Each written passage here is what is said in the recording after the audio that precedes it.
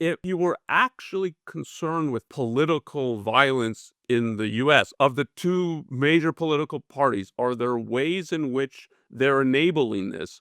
I think it's inescapable. Both are encouraging in different ways political violence. What are really the odds that half the people in the country are deluded and vicious, but the people in your group, they're the well-informed and well-intentioned ones? If the other side, they've been manipulated into their delusions, why have so many people on your side been able to resist these delusions? An outrageous and tragic terrorist attack occurs. Right away, the political pundits go into action. They look for evidence that the attacker is affiliated somehow with the opposing side. If they find it, they're quick to blame the other side. If it turns out he's on their side, they say, well, both sides do it. The same kind of pattern repeats if a politician does something outrageous. His enemies call him a tyrant. His defenders claim, well, both sides do it. Turnabout is fair play. This both sides retort is often contemptible. But is it always? What if it's just true that sometimes both sides are as guilty of enabling some kind of evil? Why is it important to point this out? Well, we will discuss that question today on this episode of the Ayn Rand Institute podcast.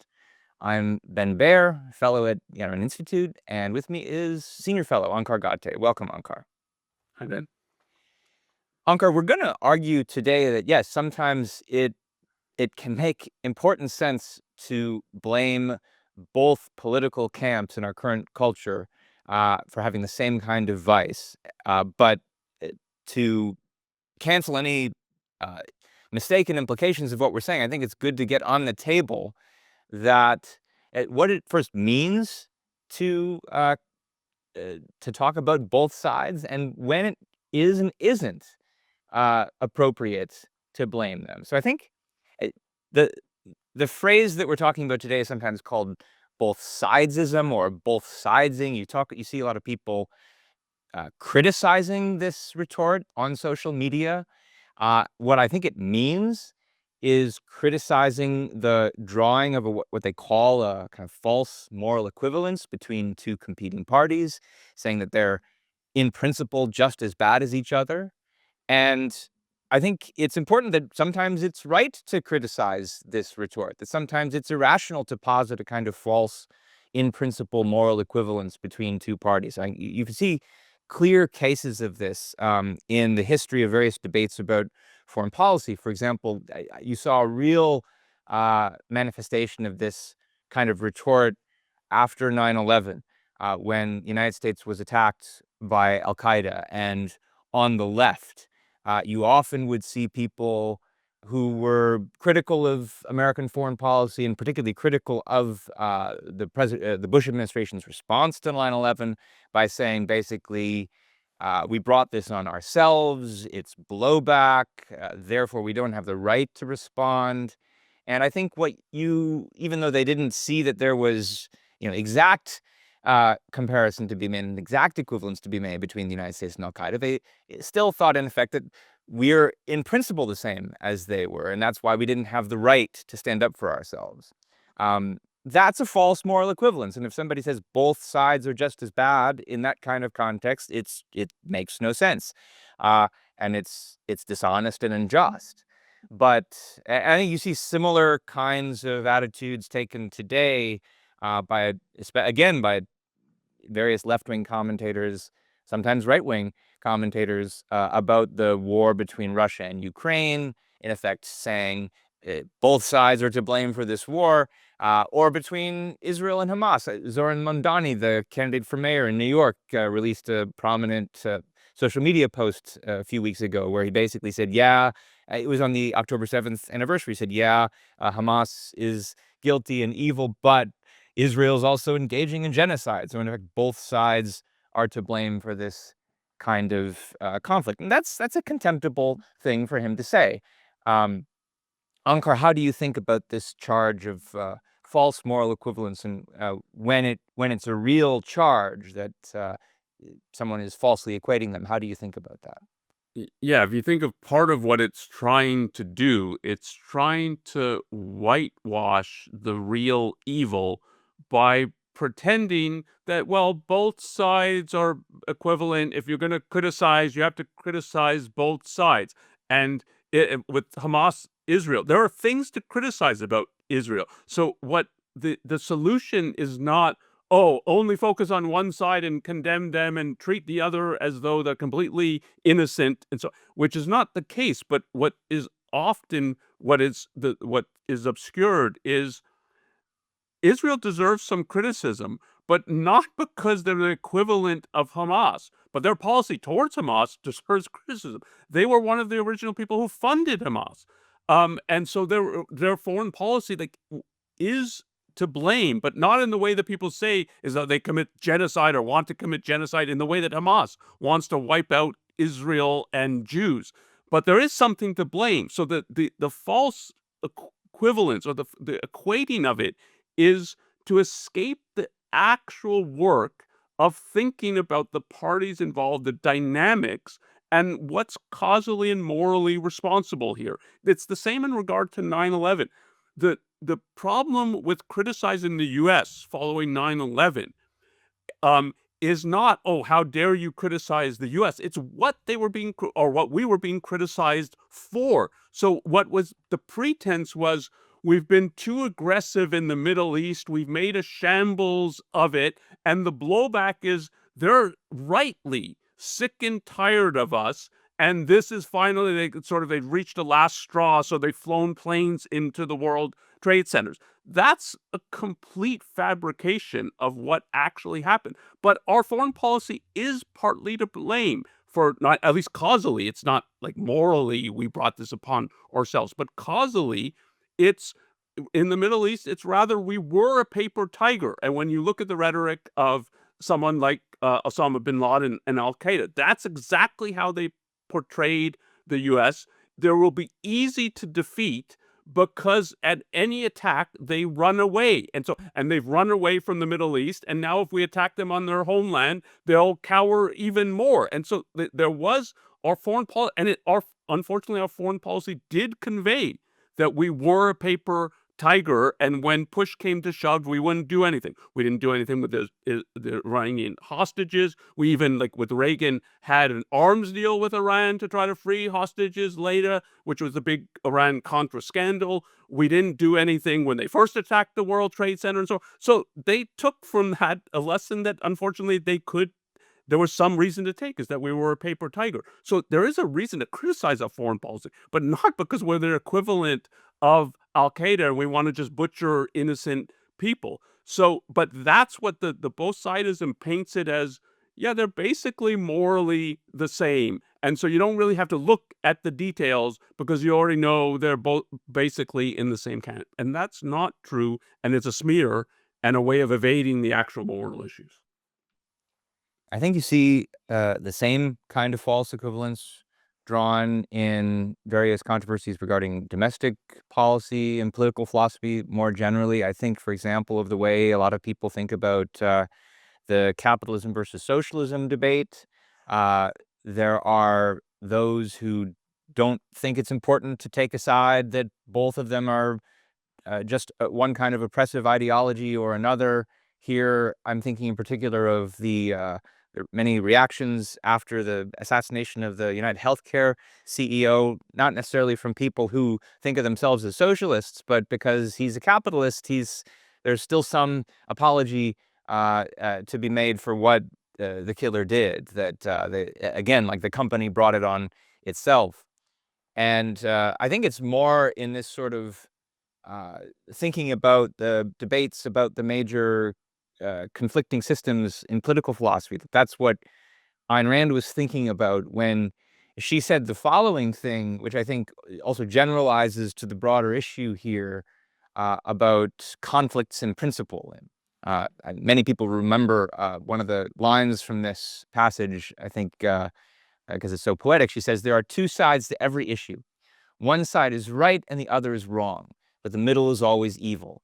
The man who's wrong still retains some respect for truth, if only by accepting the responsibility of choice. But the man in the middle is the knave who blanks out the truth in order to pretend that no choice or values exist, who is willing to sit out the course of any battle, willing to cash in on the blood of the innocent or to crawl on his belly to the guilty, who dispenses justice by condemning both the robber and the robbed to jail. That's what I'm thinking of with that United Healthcare case, who shoves conflicts by ordering the thinker and the fool to meet each other halfway. There you can think about foreign policy. In any compromise between food and poison, it's only death that can win. And any compromise between good and evil, it's only evil that can profit. In that transfusion of blood which drains the good to feed the evil, the compromiser is the transmitting rubber tube. So in this set of comments, you can definitely see how Ayn Rand would have objected to at least many of those who try to paint a false equivalence between both sides of certain very important issues when there is an important moral principle that separates the two sides. That's why I think she's emphasizing what she's objecting to is compromise between good and evil. You have further thoughts on this passage or this issue? Yeah, I want to emphasize that last point that you're making. So this is in terms, I think, of moral principles. So when she says there's two sides to every issue, that means in principle, and you can think of that, there's a side that's true, there's a principle that there's true, and the others are false, and like all the other ones are false. That's the sense in which there's another side, but it can be, there's all kinds of ways of going wrong. And the same in terms of good and evil, that there's a course that's good and right. There's the other side, but again, it can be different forms of going wrong, is evil. So it's not like when you're looking at the political or cultural landscape and thinking, oh, there's two sides, there's two camps, Democrats, Republicans, pro abortion, anti-abortion, that you have to think, well, one side's right here and the other side is wrong.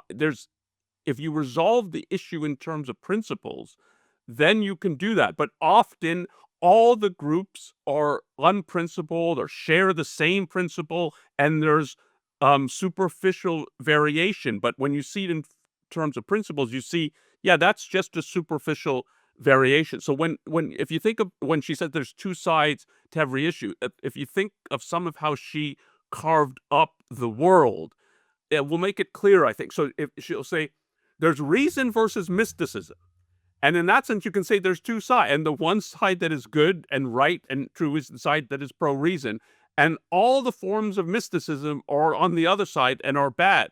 But she's well aware there's various forms of mysticism. I mean, in Atlas Shrugged, there's the mystics of spirit, who are the old-time religionists in the West, dominated by the Judeo-Christians, and there's mystics of muscle, who are the modern-day, more Marxist kind of thing.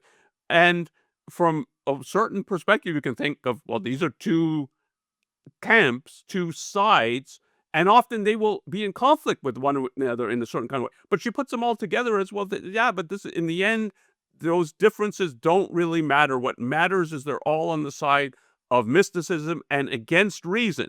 And if you see, like, that's the real issue, then you can think there's two sides to it. So the important thing is, in terms of thinking of sides, you have to think, am I thinking in terms of, like, there's a principal difference here or not? And if it's or not, it's usually a mistake to think there's just two sides to an issue. There's all kinds of perspective. There's all kinds of forms of mysticism. There's not like two. I've mentioned two that come up in Atlas. It's not the only two that come up. And that's what's important to think about in terms of thinking about, like, what do I think is actually going on? And this is why the details matter. And when a person oh, the other people do it, that's a way of trying to escape real moral judgment, real looking into, yeah, but do they do it in exactly the same way? Is one worse or one better? Or is it new form of a similar kind of evil?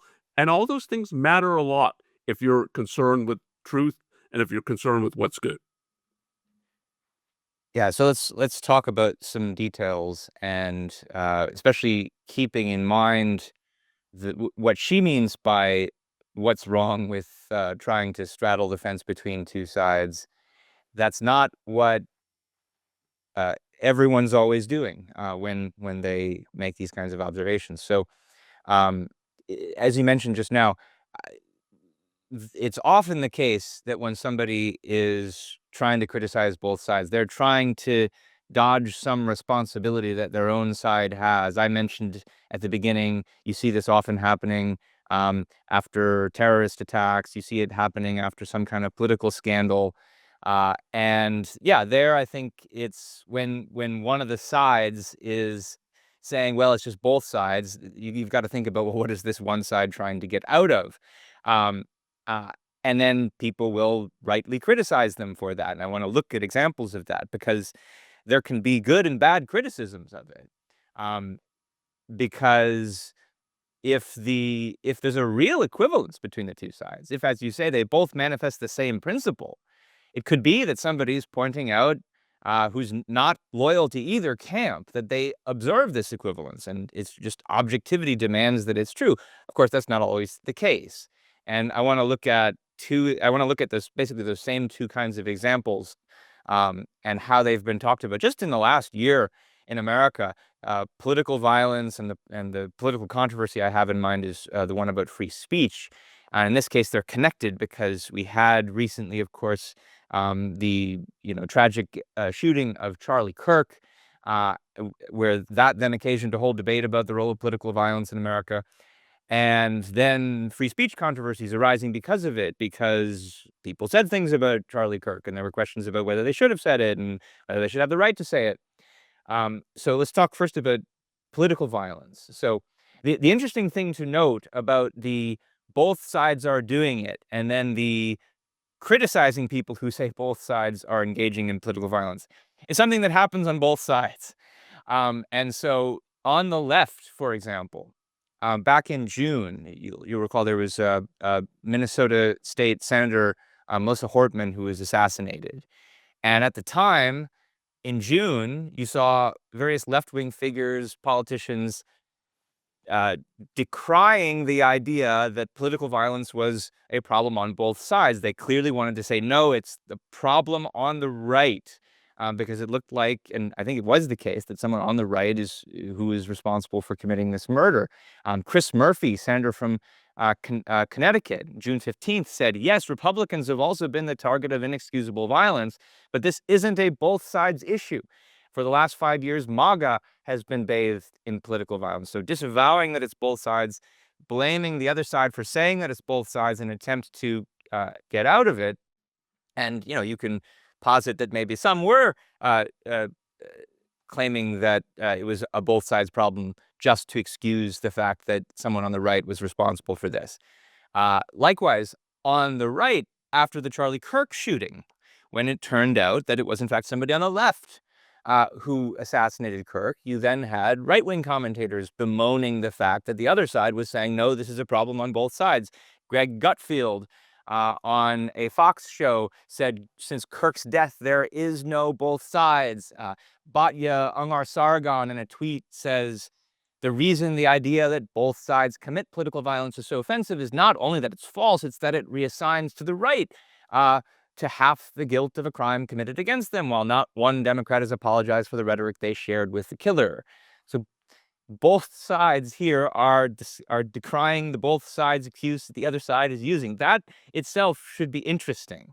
And the thing to then observe about it is that when both say that it's just false that both sides are not equally guilty, well, it's not obvious.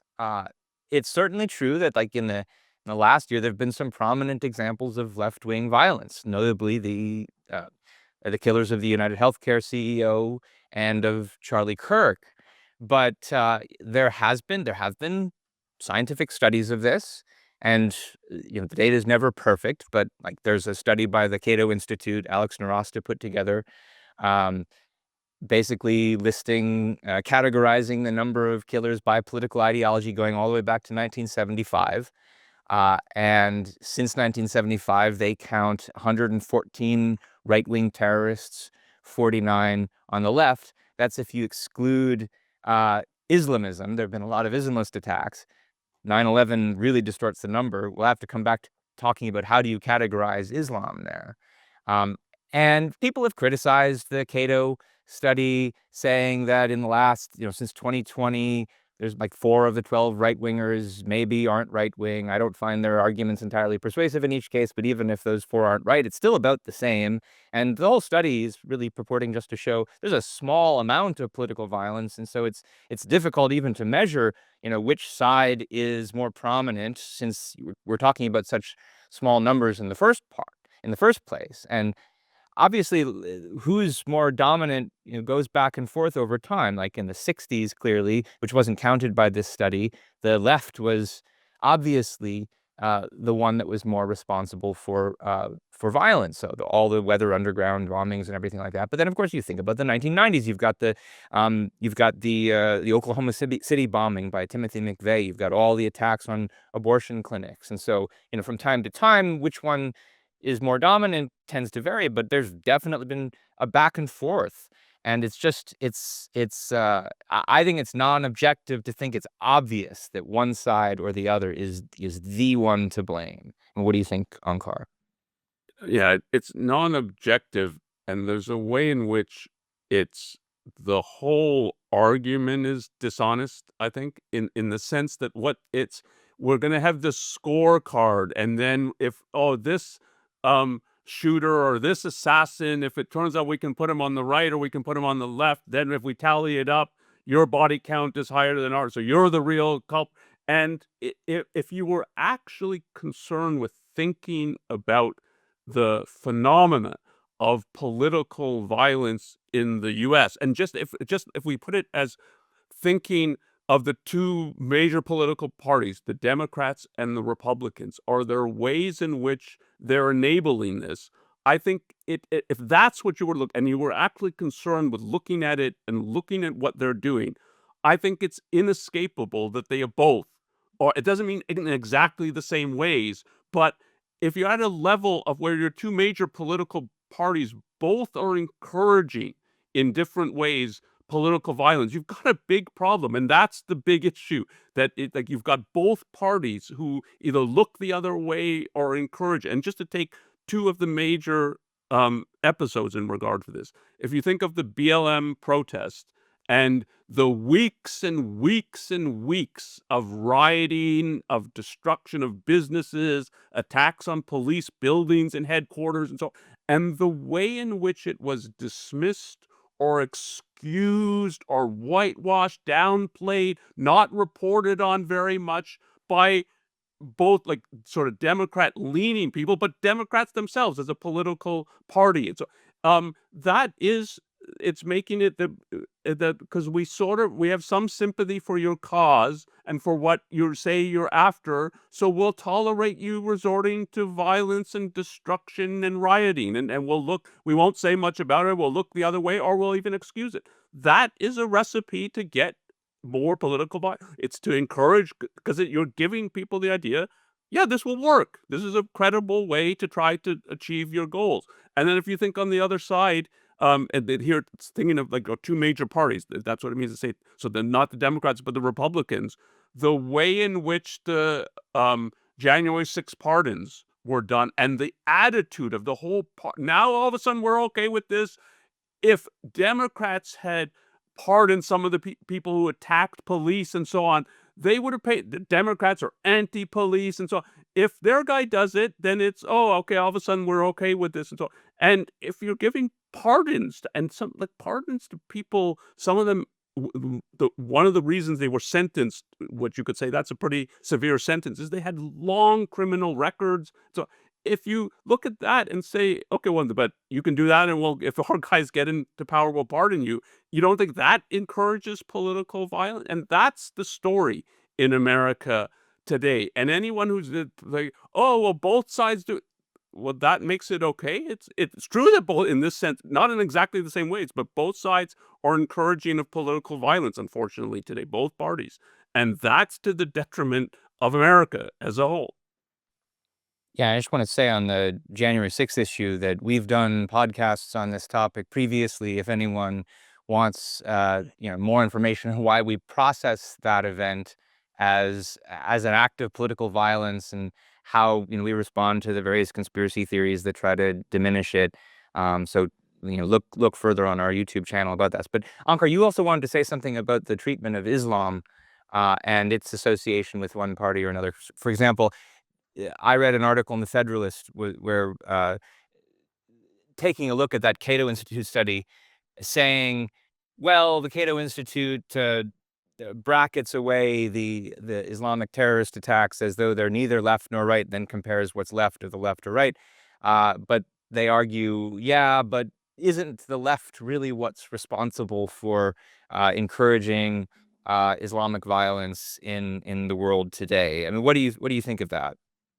Yes, I think that's one, revealing, and two, you can see the dishonesty involved. So to quote just the whole, well, there's two paragraphs on this and from the article we were reading in preparation for this, but just I'll quote just a little bit to get the um because he's trying to say, like, the facts aren't what people are saying and what they're pointing. And then let's add an even brighter fact to the myths. The overwhelming greatest source of political murder in the United States, 80 to 90% of deaths, depending on how you measure, is committed by Islamic radicals, motivated by some toxic mixture of hatred of the United States, hatred of Israel and the Jews, and support for the fiction called Palestine. Close quote. So the painting of, he's calling them Islamic radical, but their motivation is hatred of the U.S., hatred of Israel, and support for a fiction called Palestine. What's not in this list is that they're motivated by religion. And that's deliberate. Like, there's no, you can't call them Islamic radicals and then somehow, oh, I forgot about the Islam part. So it's deliberate. He wants to portray that their motivation, because people will think, yeah, that's how I think of the left. They hate the U.S. They're anti-Semitic. They're pro-Palestine.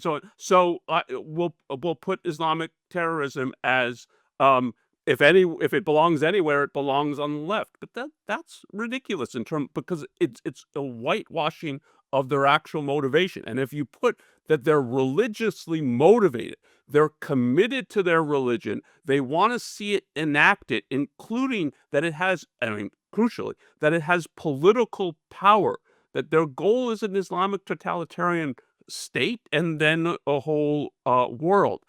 If you had that as their motivation, then you would wonder, yeah, maybe being pro-religion, and particularly saying, like, we need more religion in politics, maybe that's one of the things that empowers these people, gives them cause to think, yeah, maybe we can succeed. Other people are saying we need more religion, and they'll say it's Christianity that we need, but we know Islam's the one true faith, and that's what we really need.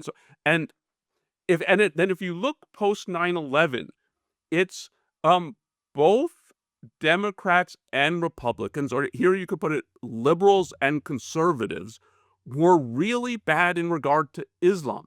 Not in the same way, but what's crucial is that they were really bad in regard to it. And the reasons for it differ, but the end result is pretty similar. And I think if you think in terms of the left, or the, however you want to put it, the Democrats, the liberals, that they're the sympathy, and people have like, what makes them seem so sympathetic to Islam? I think the basic answer is that it's a primitive religion. That is, it's an unreformed religion. It hasn't, as many people have said, it hasn't really gone through the Enlightenment, which sort of defanged Christianity, comparatively speaking. Didn't really happen to Islam. It looks more primitive, and their whole multiculturalist stance of every culture is equal, don't you dare say that our civilization is better than other civilizations. And that, in the end, is really because Western civilization, what America created, what the free world created, if we put it that way, created, what a capitalist world created, is superior than anything else that exists or has existed in the world. And so the real target of saying, well, don't say that one system is better than the other, is to attack capitalism and industrial civilization. And here's a civilization that doesn't look capitalist, because it isn't, doesn't look free, because it isn't, and doesn't look industrial because it isn't. And so they have real sympathy for it. And the result was a kind of I mean, if you remember what happened to Sam Harris of when he started criticizing Islam, that it has a lot of backward ideas and beliefs. It was people in the Democrats, the liberals, who attacked. Like, how can you say this about that? Even though what it was saying was in essence true. On the right, there was a whitewashing for a different reason. I mean, right after the attacks, the Republicans, the conservatives like Bush was Islam's a religion of peace. And that was because they wouldn't this call into question maybe there's something wrong with blind faith, this dogmatically held, and seeking political power. But our whole viewpoint is, well, faith is good, and we go by dogmas, and we're trying to blur, if not end, the line of a separation between excuse me, church and state. So what won't that call us if we start talking badly about Islam? It's not really Islam, it's a faith and it's a dogma and it's blindly pursuing that. Like, we can't go there. So they whitewashed Islam in a different kind of way. So if you're thinking of what actually happened, the both sides, they're not literally exactly the same in what they did, but they're both evil in what they did. And the result was to empower the Islamic totalitarians who you might think of them as sort of they've been, if not defeated, severely hampered. But after 9/11, there were many attacks, and then you had the rise of ISIS in the Middle East, and that was in part because both sides were telling these people that is both like political camps and parties was, yeah, your basic goal, we don't have anything to say critical of it. And so they kept getting recruits and indeed thinking, yeah, maybe this can actually work. And like that's what the if you were not just trying to, I've got to find something to attack the other side, but concerned with looking at what actually was going on, you would see that it's very different. And this person is just he's not interested in what the actual facts are and what the actual causal dynamic is.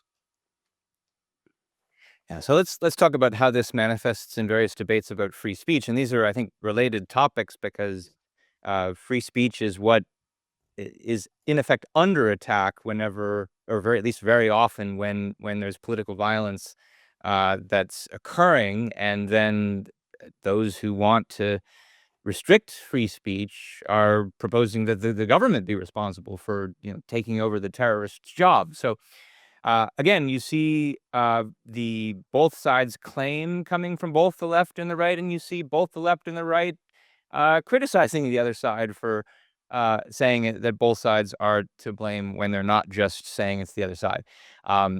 In back in February, and this is before the whole Charlie Kirk controversy broke out, you saw figures on the left beginning to say this already in reaction to various measures that were coming from the Trump administration. So a professor at CUNY, Jeff Jarvis, on on Twitter criticizes a New York Times article for saying both sides have free speech problems. He says, in an editorial decrying Trumpists' attack on free speech, the broken Times can't resist its insidious both-sidesing the censorial strains of the left. No, criticism is not censorship. Book and DEI bans are censorial fascism. That, by the way, though, is in response to an article the New York Times published, which was otherwise critiquing the so-called MAGA war on free speech.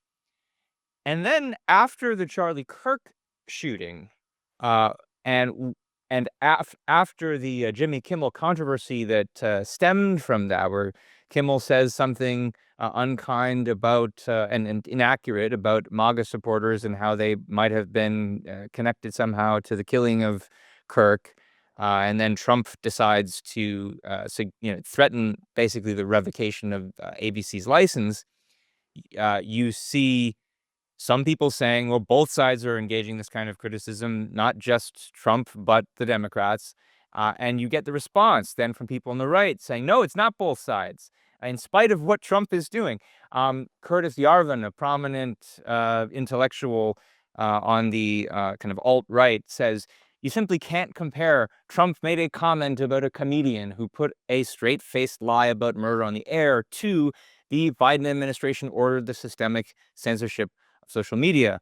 Um, Another commentator on Twitter, I think, summarized the common attitude that I saw expressed in many places. Yeah, I don't care how many emojis you have in your handle. You're not both sidesing this issue. The scale is not even close. You had a systematic structural effort to censor millions of ordinary people from the Biden administration.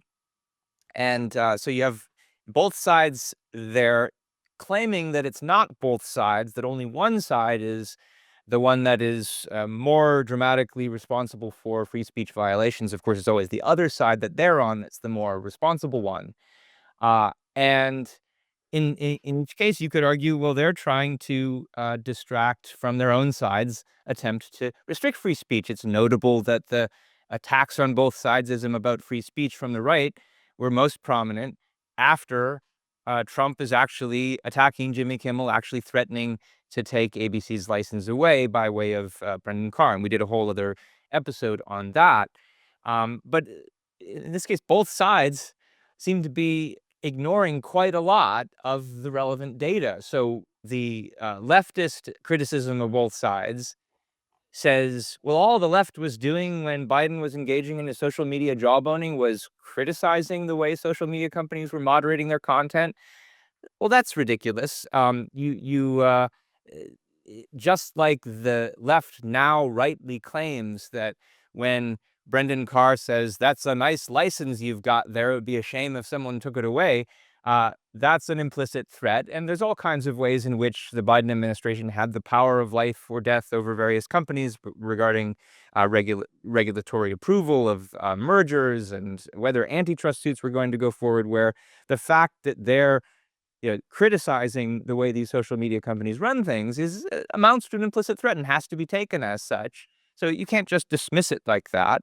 On the other hand, when the right downplays what Trump has just done to ABC through the FCC and says, no, no, it's obviously Biden's um, actions against social media that's much, much worse. Well, I mean, it's at least not obvious that it's so much, much worse. It's true that it was perhaps more because it was secret. It was paralyzing of what the companies were doing, and they had a lot more uncertainty. But then again, on the other hand, the fact that Trump is announcing it in public means so many more people are now on notice and threatened by what he's doing. And yeah, it's true that the left is probably engaged in that kind of regulatory jawboning for decades. But then again, the right has never been all that friendly with free speech, especially when it comes to questions about obscenity. And it may be true that for some time they were better on free speech than the left was. But the fact that after having criticized the left's violation of free speech, they turn right around and once they have power, suddenly start threatening to take away licenses. That's still pretty scary and worthy of commentary, and certainly worthy of classing them together as both sides who are now threats to free speech. Ankar, how do you think about this topic on the free speech issue? Yes, I agree with what you said, and a different perspective on it is it would be one thing, and you could think you might not agree with the particular analysis, but you might think this is honest of thinking, okay, both sides here. So here again, we're dealing with the political parties, so the Republicans and Democrats, and when they have the power of the office, whether in Congress, the executive branch, of thinking, yeah, they're both hostile to free speech. Is one more hostile, and in what kind of ways? And are they? But the first thing you have to get is they're both hostile to free speech. And here, in part of what you're seeing, we're not going to both sides that. What that really means is we're not going to say one side is against free speech because we know it's really the other side that's against free speech. And that's the dishonesty involved. So you might think, yeah, what Biden was doing to the Biden administration is worse than what the Trump administration was doing. But the first thing you have to get is both are anti-free speech. And the kind of whitewashing is, oh, well, Trump was just criticizing a late night comedian, as though like this is the only thing. The Jimmy Kimmel thing was the only thing in regard to free speech that the Trump administration is doing. So the fact that he's talked about locking up journalists, the fact that in the first administration he made a point of going after Jeff Bezos, who became owner of the Washington Post, and in effect threatening him, that and because the government has so much power over businesses, and particularly when they get to the scale that Amazon is, of well, if we don't like the coverage in the Washington Post, this might suffer. So similar to the FCC kind of thing, that well, your license might not get renewed if we don't like what you're saying about that. So it's not like there was one thing from the Trump administration, but that's what they're not looking at, not really considering, not dealing with. You might still think, yeah, the Biden administration was worse in regard for, or vice versa. You might think, from the thinking of it from the Democrat side, that what Trump is doing and with the FCC and with antitrust is worse for free speech. But you have to get that what Biden did was anti-free speech. It wasn't just he was having conversations behind the scenes with social media companies. And then if you put in terms of thinking about the social media companies, that they are repeatedly dragged before Congress, where both parties grill them as though they're criminals. And in that atmosphere, for someone who runs one of these companies, when then the government said, well, we don't really like what you're posting, so that there's not just a threat of, well, we might pass new regulation that splits your company apart or makes your business model no longer viable, and so on. Like that's the kind of threat hanging in the air. And when that's the case, both um so even in regard to social media, the idea that like the Biden or Democrats are anti free speech for social media, but the Republicans are pro free speech for social media, that's a joke. They're both want to control social media, which means what's said on social media. And when the government's controlling what's said, that is anti free speech. And so like that's the first thing that has to be, and then you can say like, is one within this, that they're both anti-free speech, is one worse in some kind of way than the other? But what goes on here, and what you can see of the things that you read, is really the pretense. No, it's one side that's anti-free speech, the other side really isn't, and that's a fantasy. So I think, Angar, we should now transition to talking about what explains this. If it's really true that both political camps in America are, in one way or another, to one degree or another, responsible for encouraging political violence and both hostile to free speech, how did that come to be? Uh, and I, I think we should connect back to how we opened, which was talking about Ayn Rand's view that when it's a matter of principle, there aren't two sides, that one side is right and one side is wrong, one side's good, one side's evil. And that's definitely true if we're really talking about a difference in principle. Um, but as you pointed out, the different sides in a political camp don't necessarily map onto differences in moral principle. And the thing to observe here, I think, about the two major political camps in America is that they're just not separated by any common is separated by any fundamental moral principles, that they share in effect the same ones. They're dominated, both of them, by altruism, collectivism, and statism. And while it might not be true that they've always been this way, it sure seems, all things considered, like they are now. And of course, the root of these all really is altruism, really is the moral doctrine that says that you have to buy your life by giving up your happiness for the sake of sacrificing it to some other. And of course, you see that on the left prominently. You see it in their various versions of woke egalitarianism. You see it in their advocacy of socialism, where what joins them together is the idea you gain moral virtue by sacrificing for whichever of the downtrodden class, whichever downtrodden class you think is most salient, whether it's the poor or the disadvantaged, for allegedly oppressed minorities. But on the right, of course, there's always been the same moral premise at work. And you see that in the fact that the right is increasingly dominated by religion, but religion is the philosophy that gave us altruism in the first place. And I've written on this extensively. The idea that that you gain moral virtue by sacrificing yourself. Well, you see that expressed on the right by the idea women should sacrifice for embryos, and capitalists, the corporate media should be sacrificed for the sake of, well, corporate media and international trading consortiums should be sacrificed to the marginalized working class. And of course, more generally, we should sacrifice for country. We should sacrifice for God. I mean, it's Jesus Christ who most popularized the idea that we should love thy neighbor where thy neighbor is anyone who happens to come along with less than you.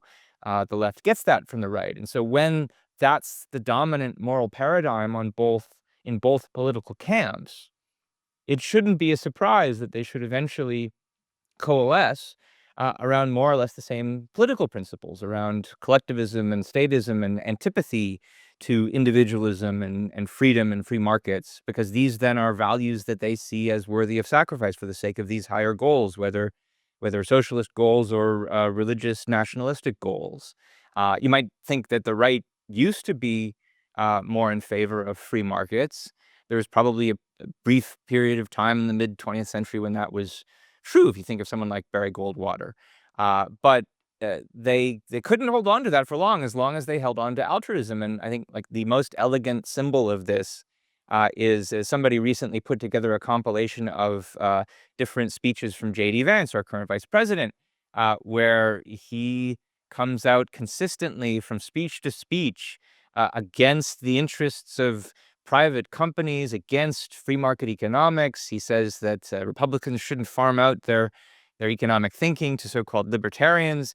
And when asked which Democrats does he most favor the policies of, he names Elizabeth Warren, Tulsi Gabbard, and Bernie Sanders. So, like, the right has completely abandoned any kind of pretense it ever had for being the defenders of free markets. That goes hand in hand, I think, with what we've said about how it's hostile to free speech, because free markets and free minds are corollaries of each other. But like, this had to be the case. It had to be that these two tribes, and I think we are talking about two different kind of political tribes, end up opposing each other, but not because they stand for different principles, but because simply they want to gain power in favor of their tribe, and they do that by motivating their followers to hate the other tribe and to come along and follow them.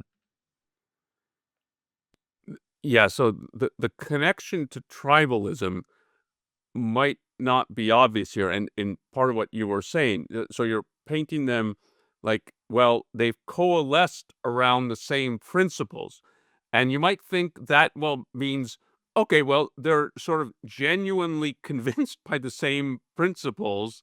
Why is that tribal? But so the important part here, and so you put it, they've coalesced around altruism, a collectivism, a statism.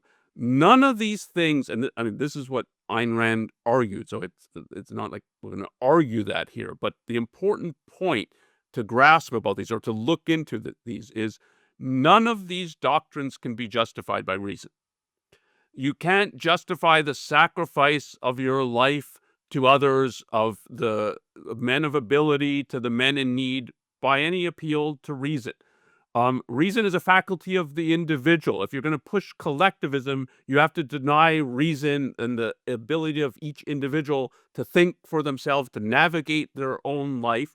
And if people had that power, then what they need politically is freedom. They need individual rights. They need capitalism, not statism.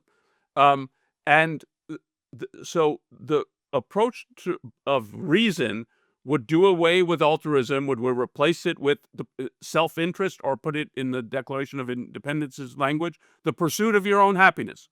It would replace collectivism with individualism, and it would replace statism with freedom and capitalism. So none of these doctrines that they in effect share can be justified by reason. And a descent into tribalism, and part of what we had been talking about in terms of the example of political violence, of free speech, and the way that they look at it, is as to say that they're dishonest in it, is that they're not concerned with the truth, But being concerned with the truth and really identifying it is the province of reason. It's not the province of faith, of dogma, and of you brought up J.D. Vance. There's a way in which you can say, like, he's the most or among the more intellectual of these people, looks a little less tribal. But in the end, his justification for all the doctrines he thinks we need and so on is a return to faith, tradition, or heritage. Not like I can defend these in reason or even trying to defend these in reason. And that's what we are, where we are now. There's not even a pretense of we can defend these things by argument, by evidence, and by reason. And part of the, I think that why the dynamic has shifted to um, the Republicans, the MAGA that are on the ascendancy is because they're more openly embracing, yeah, like we don't need reason, we need faith, tradition, Christianity. That's our foundation. That's what's grounding us. But religious wars are just tribal wars in the end. So that we're descending into tribalism. You can say sort of there's principles operative, but that's principles in the widest sense of just generalizations. These are anti-reason or non-rational principles. And that's the sense in which now it becomes not really the province of ideas, but of people, tribes, personalities. And power here means brute, physical power. If our guys are wielding the power of the state, then it's okay. And who they pardon and whether, we don't care, because we've got the machinery of the state. And like that's a tribal attitude that it's we're gonna force our way because you can't convince anybody. Like that's the whole field of reason and ideas, and we eschew that. Yeah, I wanted to say more about the issue of the respect in which the this is a kind of principle that they've coalesced around without actually being principled about it. Because I mean, there's a uh, if you read The Fountainhead by Ayn Rand, one of the things she talks about is that it's it's impossible to practice consistent self-conscious selflessness in the way that you're supposed to. If you practice it consistently, you die. You wouldn't be able to do anything for yourself. And so one of the things Rourke says in his speech is men end up practicing it in the only way that's possible. They live through other people, and that's of course in a non-self-conscious kind of way. That's what Peter Keating is supposed to be the example of. And in her wider nonfiction writing about tribalism, she I think approaches this in the same way that she says a tribalistic culture is an expression of altruism in part for the reason that you've explained, Onkar, that altruism itself is an article of faith. And so people who join a group will do so without, fully understanding the reasons why they're doing it, even if there's a kind of principle that's operating in the background on some kind of subconscious level. And by the same token, one of the things she talks about is how when altruism encourages people to question their own judgment, to question their own rights, then they end up seeking guidance in the very place that they have been told is also supposed to be held sacred. They seek guidance in the group, and they look to practice faith in the power of other people. Other people are supposed to be sacred, so listen to what they say. Join a tribe for self-protection and for guidance. And at one point in her essay, Global Balkanization, one of the places where she talks the most about uh, the phenomenon of tribalism, she also makes the point that since people who are living under this kind of tribal system have lost confidence in the efficacy of their own mind and their own choices, they end up choosing their tribe kind of subconsciously on the basis of what are, in fact, or what they regard as unchosen characteristics, things like sex and race and inherited traditions like language, the country that you were born in. And this is, of course, the way you actually see the various political tribes that are coalescing today around racial and sexual identity groups on the left, and country and language and religion that are they think of as inherited on the right.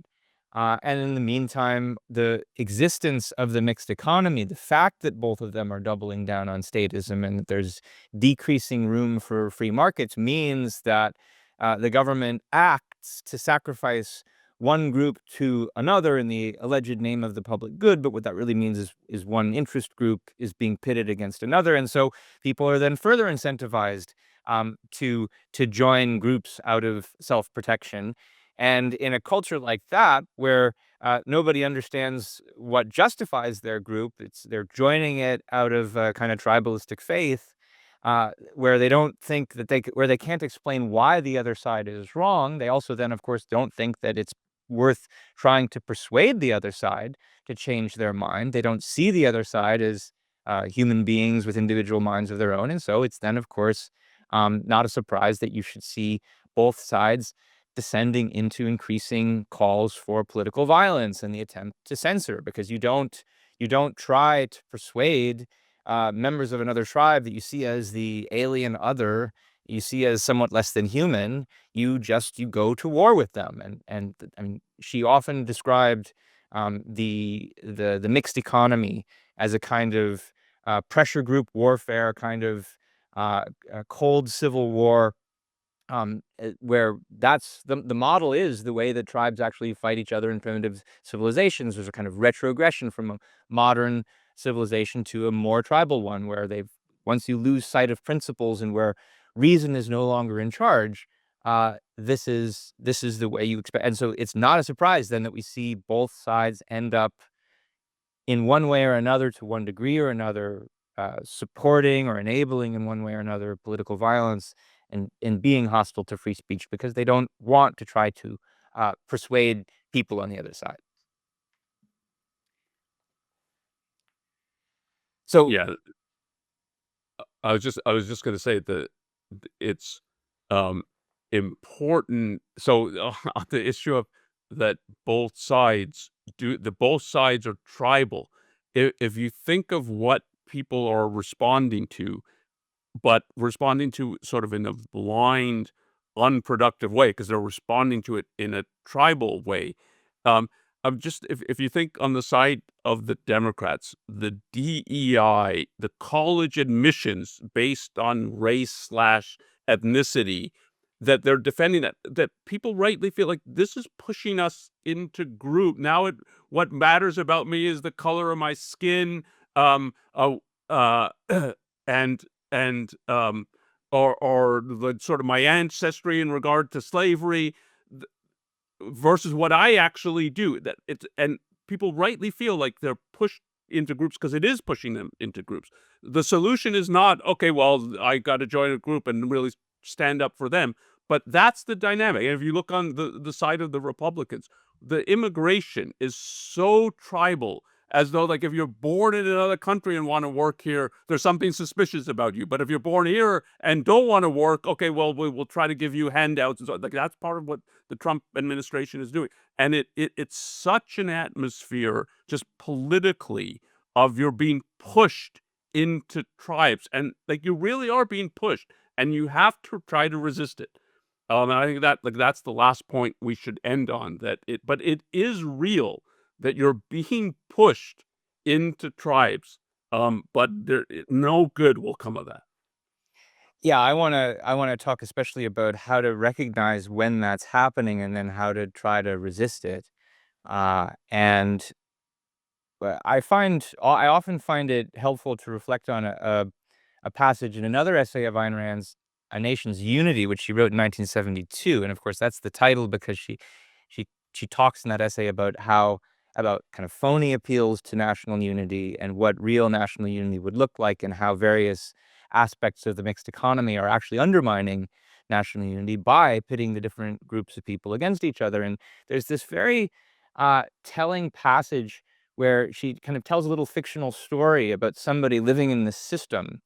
And what's interesting about it, I think, is that it's very much from the perspective of this person has already been victimized by tribalists on the other side because of these various mixed economy policies. So in effect, this person's being pushed into tribes, as you suggest.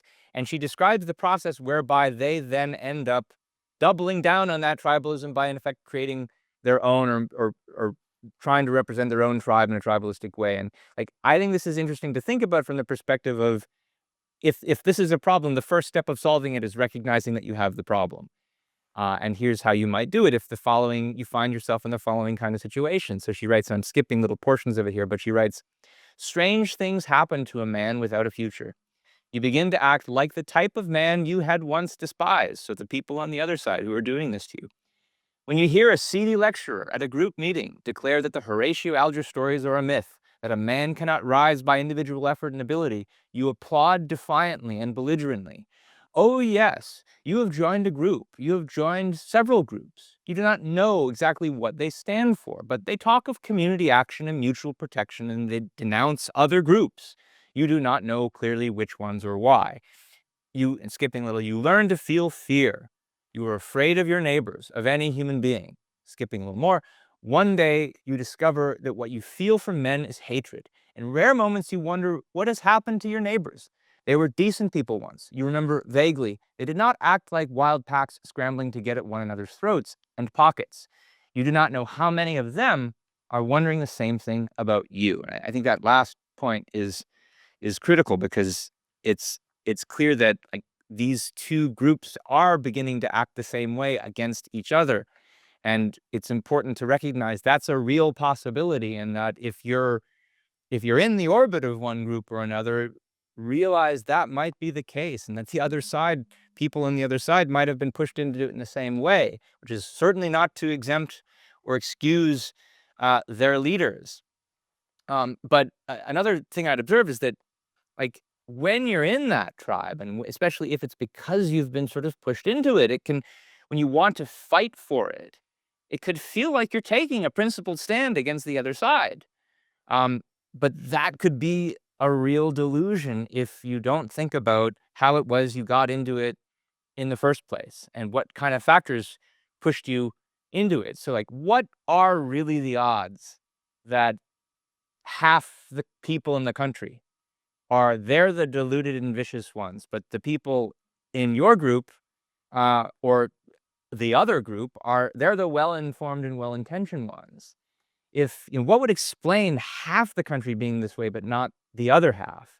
If what explains it for the other side is, well, they've been manipulated into their delusions, why have so many people on your side been able to resist these delusions? I mean, do you remember having made self-conscious, critical, rational choices that helped you pick your tribe? Or is it just the one that you happen to have been born into, or that you have a lot of friends who are in, a lot of relatives who are in? But then if you don't remember having made these conscious decisions, how sure are you that you're so immune from whatever kind of manipulation explained what the other side has fallen into? And I think those are especially important questions to think about when uh, you're dealing with the latest crisis, the latest emergency, the latest political shooting or act of political violence, and everybody is pushing, pushing, pushing, using the emotional moment to try to pull you into their side, and to uh, oppose the other side.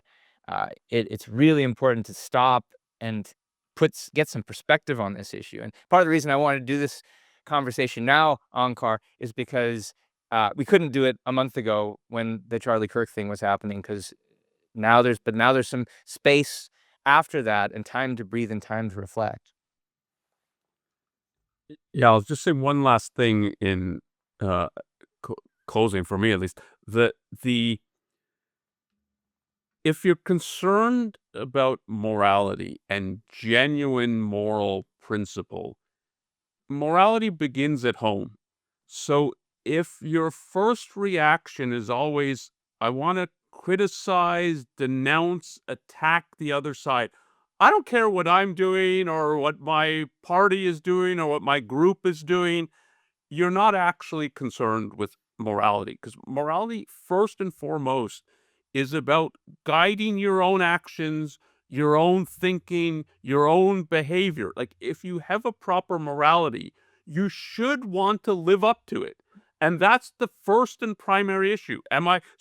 Like, if you really think of yourself as on the side of free speech, the most important thing would be, am I really on the side of, if you think free speech is good, am I really on the side of it? Or the people I vote for are on the side of it? Is the party I belong to really on the side of free speech? And then it's not an inconsequential issue, but it is a secondary issue of then, or the other side, other political party, or do they, are they on the side of free speech as well? If not, how are they not? And so on. But the first would be, I want to live up to this. Or if you think like I'm on the side of rational debate, not political violence, the first and foremost thing would be, do I actually engage in rational debate? Am I actually trying to figure out what's true versus what would score points for me and against the other people? And that's not a concern with truth. So, but if morality, and it is on a proper conception, you should be genuinely and selfishly interested in pursuing the truth.